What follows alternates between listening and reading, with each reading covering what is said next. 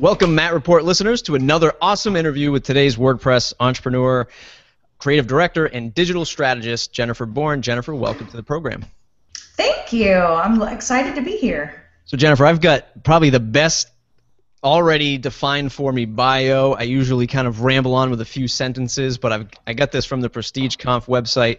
And Jennifer Bourn is the creative director and digital strategist of Bourn Creative, a full-service design company based in Sacramento, California, that specializes in custom lead generation WordPress web sites. As a Genesis recommended developer, Bourn Creative works with clients from around the globe on branding, website strategy, web design, WordPress, as well as a wide range of graphic design projects. The company also provides consulting on blogging for business, content marketing, and online marketing.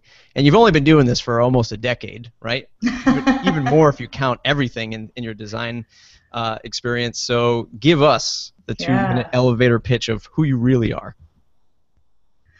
Who I really am? Goodness, a 2-minute pitch?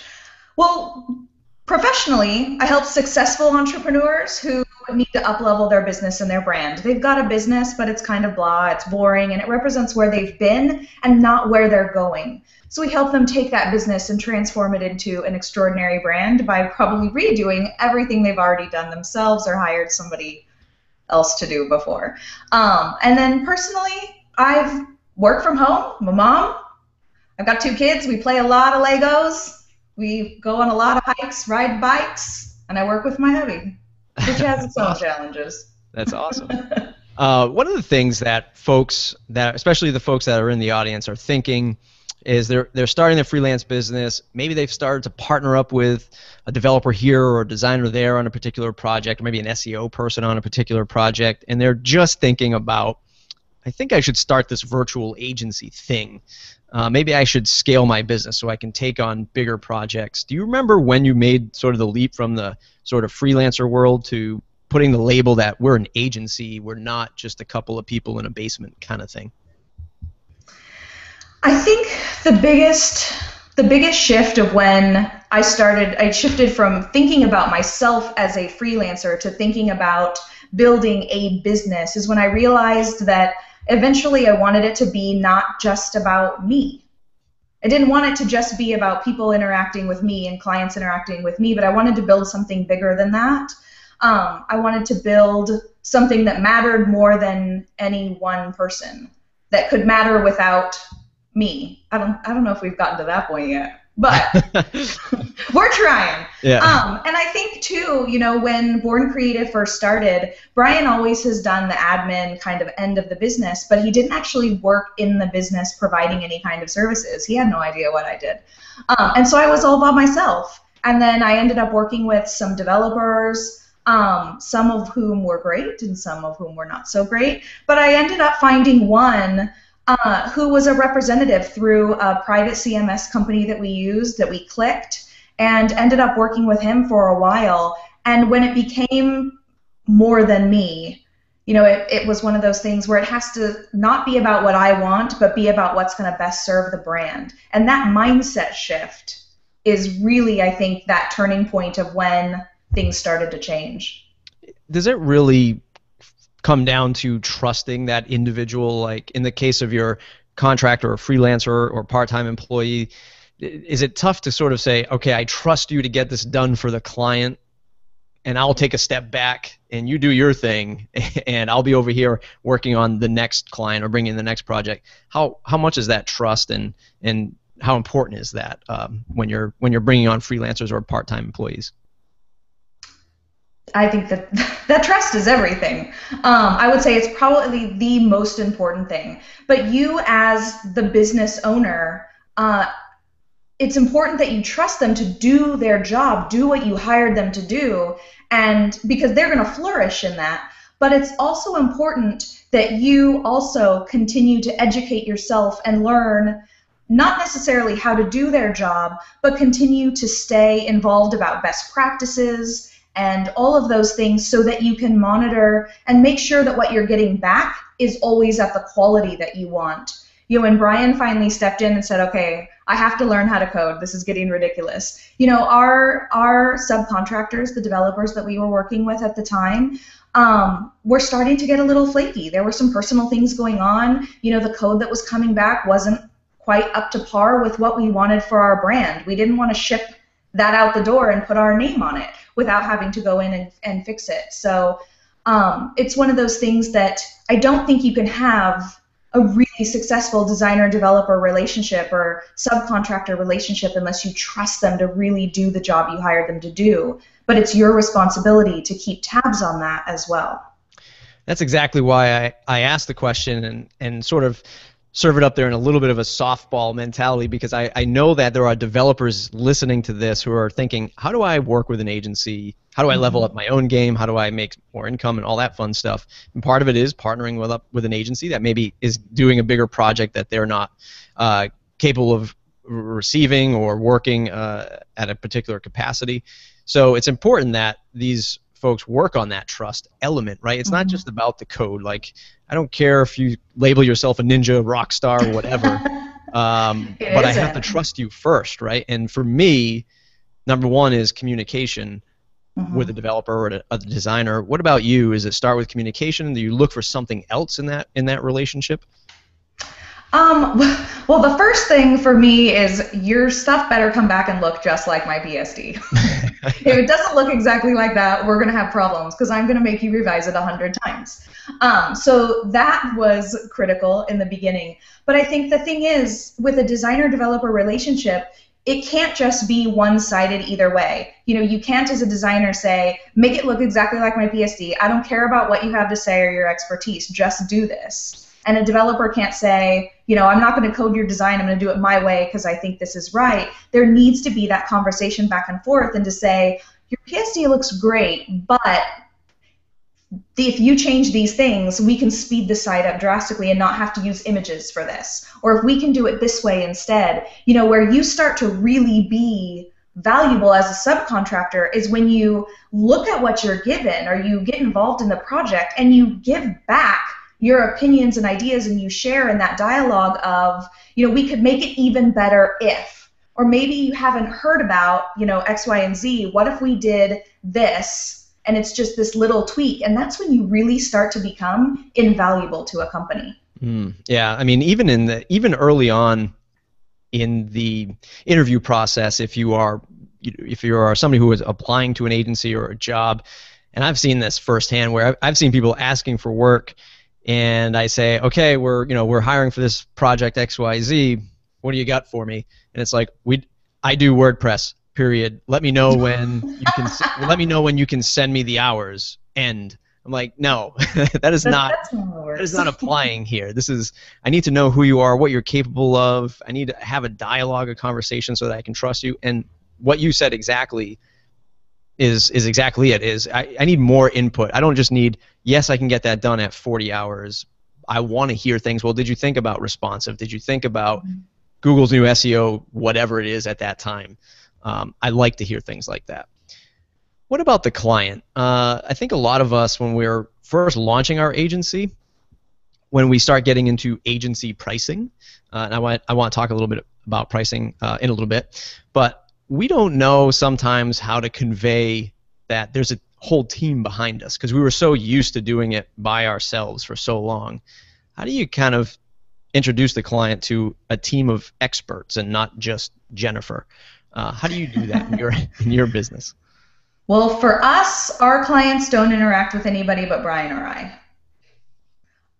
So that makes it easy for us. They, where we are best served is serving the client. Now, Brian still writes code, and I still do design too, but we are best served in that role. And that's where clients feel the most comfortable. So for us, it works the best to maintain it that way. But, even when it used to just be me all the time, and saying, well, I'm actually not going to be working with you directly on this project, it's going to be Brian, was a little bit of a shift for us too. But I think the biggest thing with clients is they want to know that they're going to be taken care of, and they want to know that you're doing what's in their best interests. So you may be the face of your company, but if you have a team that does the work, or a team that's going to be interacting with the clients, you want to introduce them right off the bat. Maybe mention them in that proposal about what roles your team members are going to apply, play in that. Or in that initial client kickoff call, you bring in those team members that they're going to interact with, and you introduce them, and you explain to them that for your project to have the best quality control, for you to have the best experience, we have specialists in these different areas that as we move through your project, you're going to be working with them or you may interact with them. And that way you set that expectation up front that a whole team is going to be working on the project and they just don't get access to you all the time. Mm-hmm. One of the things that I'm sort of really researching a lot lately is the onboarding process for agency work. So we do that with like themes and plugins, and it's more technical. It's like, how are you going to use this theme and what that means for your project and how you're going to use this plugin and how to install it. And that's like onboarding for like technical stuff. But we're putting a whole new focus on onboarding the client so that expectations, conversations are happening even well before we're talking about price, where we would sort of wrap all that into that first free hour of discovery that we sort of all fall into. So we're really doing a higher detail of onboarding and getting the person in. What's our process like? What is it like to work with us? What are our beliefs? That kind of thing. Do you have anything like that to sort of weed out, I hate to say this, the bad client or the client who only has the $500 to spend? Yes. So it starts with us is any new prospect who's interested in working with us has to go through our project inquiry form on our website that gives us a little bit more details. You've got to do a little bit of homework and put in a little bit of effort to get to that point where I'm willing to give you, a half an hour of my time on the phone to talk about a project. If you're not even willing to fill that out, we already know you're going to be a crappy client, right? Yes. So that's the first step. And we do require them to indicate a budget range. So a lot of people will not fill that out because they know my budget is less than your minimum. So that right there weeds out a lot of tire kickers and has drastically reduced the amount of inquiries that we get. But the inquiries we're getting now are qualified. They've given us information. They've given us price range, and now we can get back to them and say, great, we think this is going to be a great fit. Let's schedule a call. Luckily for us, the branding and the site itself, by the time people fill out that form, they usually already know they want to hire us. It's just a matter of getting on the phone and making sure they like us, they're going to like the experience, that confirming that the decision they're making is a good decision. So, it's a little bit different for like small business projects that we end up flat rating versus larger projects that have multiple phases. So for the small business clients, usually it's just they fill out that inquiry form. We have an initial, conversation with them. We send them an estimate, they send it back signed, and we get started. And usually I don't talk to anybody until they've paid. Brian does most of all of that now. But for larger projects, we have a discovery or a scoping part of the project that is paid. I'm not going to go do all the research on your project, come up with all these great ideas, scope out the entire thing and do all of this work without covering my time. So we build that in the beginning, that we do this research, we come up with a clear scope of work. They have a plan of how everything else is going to move forward. And then at that time, they can choose to take that plan and go somewhere else if we end up deciding we might not be a great fit after all, or we don't like you after all, or you don't like us after all.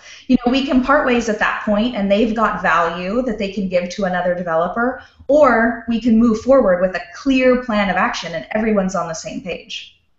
Absolutely. That's awesome.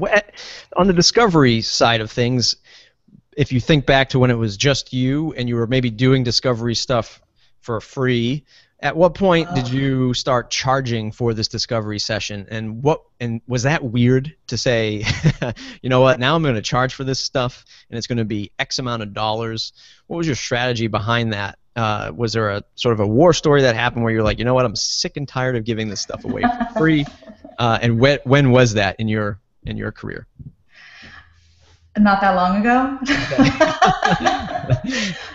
I would say maybe we started building in project scoping to larger budget projects that were more complicated only about a year ago. Before that, our bread and butter of all of our clients are entrepreneurs and small businesses. So a lot of times it's all they can do to scrape together the budget to have us, do their branding, their social media, their email marketing, and their website and all of that. And after that, they don't have anything left. So Right. they can't afford a whole scoping project, and most of their sites are really straightforward. So to be honest, it's been since Brian has taken a more prominent role in the business. As sad as it is and as upsetting as it is, I think that having a male prominent in our business, then we got better and more qualified inquiries, which is terrible, but is true. So when that started to happen and we started to get more higher end, more complicated builds, more higher end inquiries, we had to take a step back and say, wait a second, this isn't working. Our approach for small business and entrepreneur sites, they don't work for these larger projects because they're more complicated, there's more phases, there's more components, and they don't know what they want up front sometimes. We have to figure that out as we go.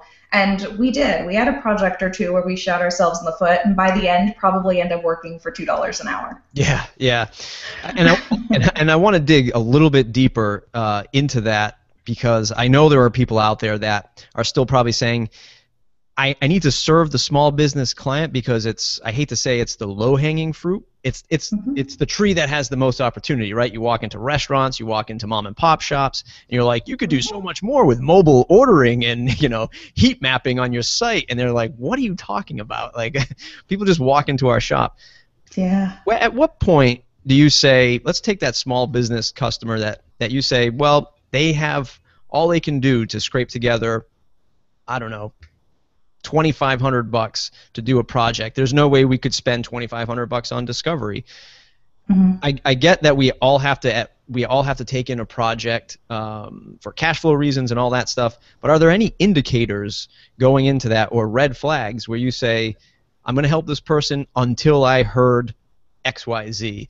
Like, you want to help these people, you realize they can't do all the research and discovery, but then they said something that you were like, you know what, we're just probably not the right fit, and let's move on. Oh, if they say they want to make $1 million without having to do any work. Bingo. If they say that, if we start asking them questions and their answers are, I don't know, isn't that your job?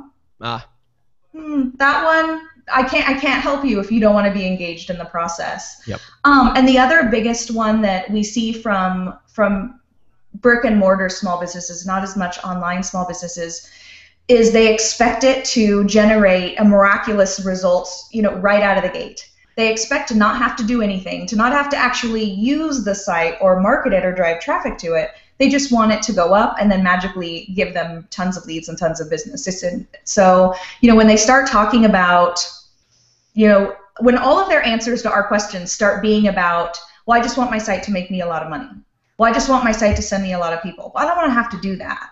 Can't you just build it so it sends me stuff? So it sends me leads, so it sends me people? That's when we start to notice it doesn't matter what we do for you, this isn't going to have a good outcome for you. You're not going to be happy with anything we create because you're never going to use it. Yeah.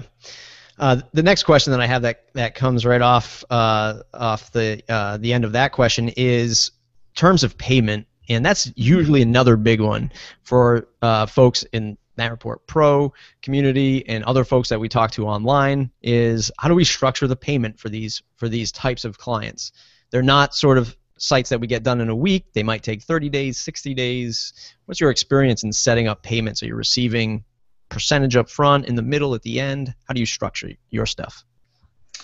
Our average project range is about 60 days. So for us, we give them an estimate. We give them an option to either pay in full upfront or to do a payment plan. And all of our billing, everything is done by credit card. So when they send us back their contract, we send them a payment link, and they get that. It opens up a shopping cart window with a pay in full option or a payment plan option. They can choose. We have about 50% of our clients just pay in full upfront and be done with it, and the rest do a payment plan, which works great for us for cash flow. But it does an initial payment, and then one in 30 days, and one 30 days after that. So it's a 3 payment plan spread out over 60 days. Occasionally we'll have a client if the budget is, over $10,000 or it's, something like that. They may request it to bump out a little bit more if we're doing a large amount of work for them in addition to their site. So sometimes we'll bump it to like a 4 or 5 pay, but it's all done automatically. It's all done by credit card. So we can't say we didn't get your check. We're not going to move forward because we haven't gotten that payment, because it's just all happening. They don't have to think about it. We don't have to think about it. And if they delay the project, our payment doesn't get delayed. You not having your junk together does not mean I should not get paid on time. Hallelujah. Hallelujah. Real quick on the technical end of that, are you using a particular app or software to set up the recurring payments like that? We use Infusionsoft to power our business. Okay, and that'll handle the invoicing and then the structured payments, this 30-day, the multiple payments, 3, 4, 5, whatever. Yep. So we just set up whatever they purchased as a product in Infusionsoft. Brian sends them out the link. It handles it's shopping cart, email marketing, autoresponders. It's like everything you'd ever need all in one. So I gotta ask you again on the technical side. At what point did you bite, or how did you see the value in biting the bullet for the? I think Infusionsoft's like a minimum $400 a month or something like that, somewhere along that range. When did you finally say, I'm not just going to cobble some WordPress stuff together. I'm just going to buy this thing that gets it done? So I never wanted to have to change providers. I didn't want to have to say, oh, great, I built this giant list of people, an email marketing list of people. I did all of this stuff, and now I've outgrown this system. I need something else. So like you said, this is our 10th year in business, so we've been doing this a while. And I discovered Infusionsoft in 2008 when I was actually Googling stuff about hiring an employee. And I came across an article promoting an event they were doing in LA, and it said, can replace an employee. And I was like, what? Oh my gosh, I'm going to this. I bought a plane ticket. I bought a ticket to the event. I flew down to LA for the day. I went to the event, and I bought Infusionsoft in February of 2009. So I bought them when I had a list of 0, and I was like, wait, I need a merchant provider for this? Crap! So I got a merchant provider, and we've built the business from the ground up with them. So we invested in them before we needed it, and probably paid for it for about a year before we were really using it. But it's allowed us to It's allowed us to leverage software to replace, hiring when it wasn't necessarily, something we wanted to do at the time. We weren't quite ready to hire. And every time we've gotten to the point of we're running out of time, we need more of us, we've been able to go in and automate things in our business that's allowed us to buy back that time, basically. And how is it replacing sort of that overhead of either hours or a new staff member? What is it doing exactly for you that replaces that part of it? So project management is a huge time suck. You have to do it, or otherwise, your projects are going to go all crazy. And educating clients and keeping them appraised of what's going on, and not getting so many emails from clients. They email you all the time. What's going on with my project? I have questions about this. I'm not sure about that. What are you doing? It takes up so much of your time. So what we've done is we've leveraged the back end of Infusionsoft and their autoresponder system, not for front-end marketing, but for back-end project management. That when a client clicks that link that we send them and they start their payment plan, it triggers an email sequence that they get that says, welcome, we're really excited that you chose us. You're going to get some emails from us in the next few days that are going to explain how this is going to work. They get one that sets expectations about what they can expect from us and what being a good client means, what we expect from them. They get one that outlines the process from start to finish of what they can expect and how it's going to work. And then they get one that's about website, strategy and thinking and, really getting them to start thinking about their project differently. And they get some education. They get our new client inquiry form, like our questionnaire to start learning about their business at the end of that sequence. So from when someone pays that deposit, it's about a week before they get their inquiry form, their intake. And what that does for us is it gets them ready that when they fill out that form, they're already more educated, so we're getting better answers back. We're getting more clear, more strategic answers about their business. And what we hear from clients is, wow, if I didn't even do this project, I've already gotten tons of value because this has forced me to look at my business deeper. Yeah. And then we have those sequences that trigger when we've gotten that form back and we do their initial call, it triggers a design sequence that says, you're not going to hear from us. You're not going to hear from us for about 10 days. We're designing your project. That's okay. Here's what we're doing. Here's what's going to happen when we send you the drafts. Here's how revisions work. Here's what you get to do and what you don't get to do. Yeah. Here's what's included in your contract. And we've got one that starts when design's approved and development starts, and then one that starts when we're all done, and it's kind of their outgoing, follow-up and education sequence. Yeah, that's amazing, and that's exactly the kind of thing that I'm doing a lot more research in now is that whole onboarding process. And I love the fact that I don't want to say it's as harsh as putting up a barrier, but you're putting up that you're dripping out that expectation and your process and stuff that you believe in before you get into that intake form, because they're going to be hopefully primed by the time, as long as they didn't delete all those emails, which you could probably track along the way. You can. And then if they fill that out, and hopefully by then they'll either not fill that out and say, God, I might not have the budget to hire you folks. But if they do, they'll be more primed.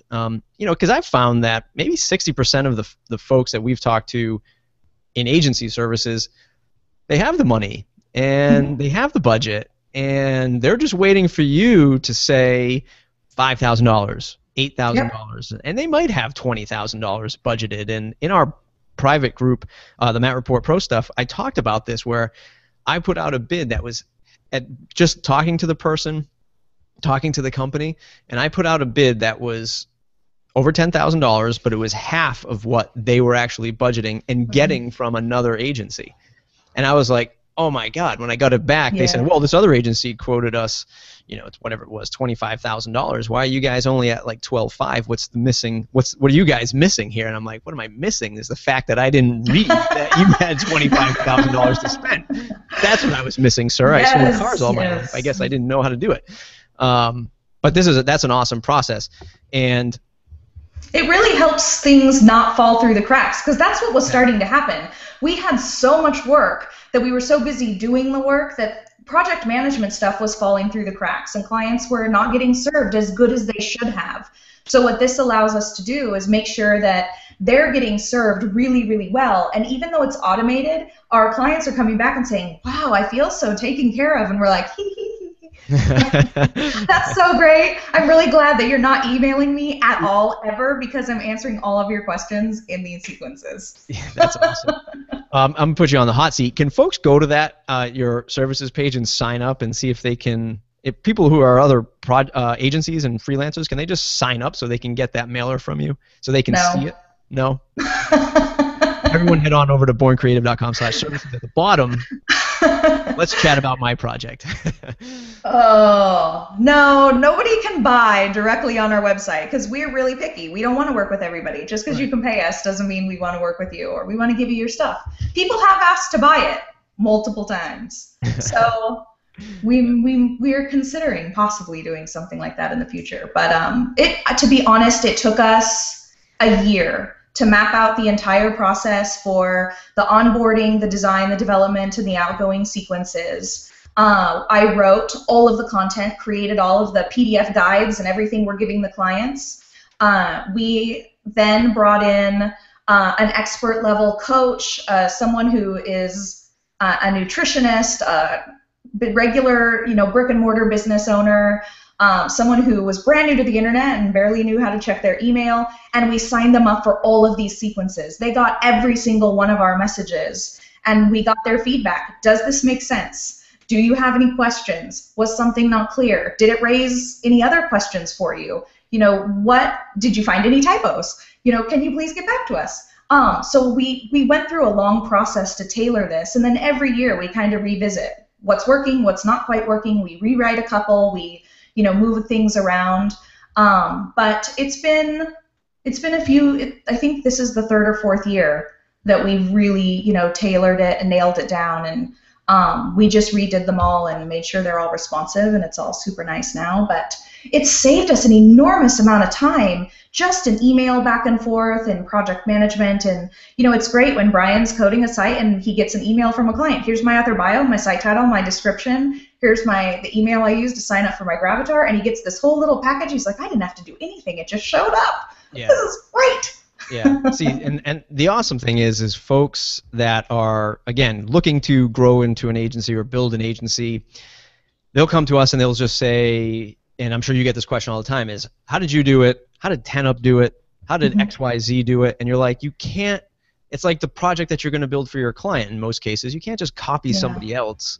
And not everybody's model is going to work. Exactly. Just because it's worked for somebody else doesn't mean it's going to work for you. Like, exactly. We had to do what works best for us and our family. We're building a lifestyle business. Our lifestyle and our family and being able to take vacations and do all of those things and have time for soccer and dance and all of these other things is really important to us. But building our business was at the same time. So our business model is a lot different from other people's because we wanted to build something that built us flexibility at the same time. Mm-hmm.